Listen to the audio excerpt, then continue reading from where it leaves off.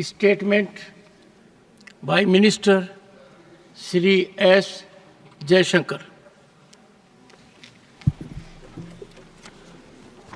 Mr. Chairman, sir, I rise to apprise this august House of certain recent developments pertaining to Bangladesh.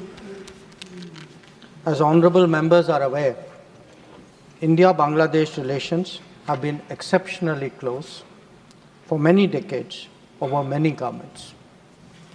Concern about recent violence and instability there is shared across the political spectrum.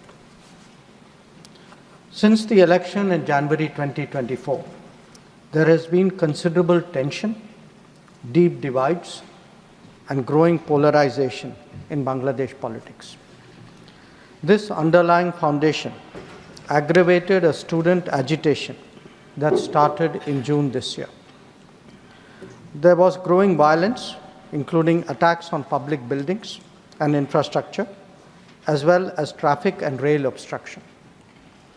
The violence continued through the month of July.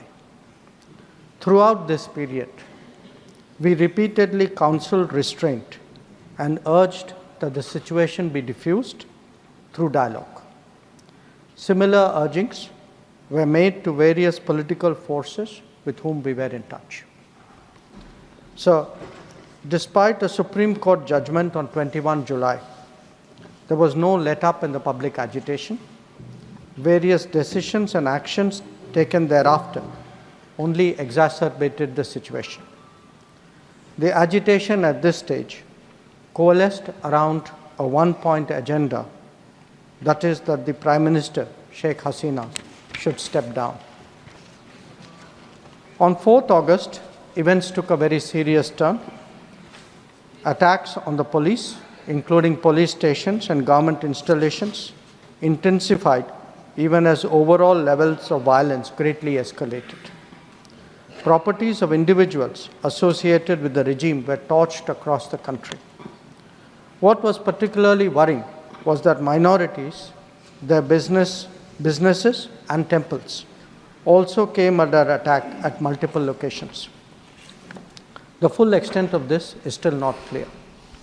Sir, on 5th August, demonstrators converged in Dhaka despite the curfew.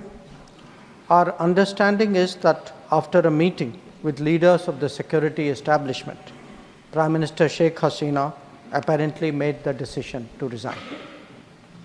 At very short notice, she requested approval to come for the moment to India. We simultaneously received a request for flight clearance from Bangladesh authorities. She arrived yesterday evening in Delhi. The situation in Bangladesh, sir, is still evolving.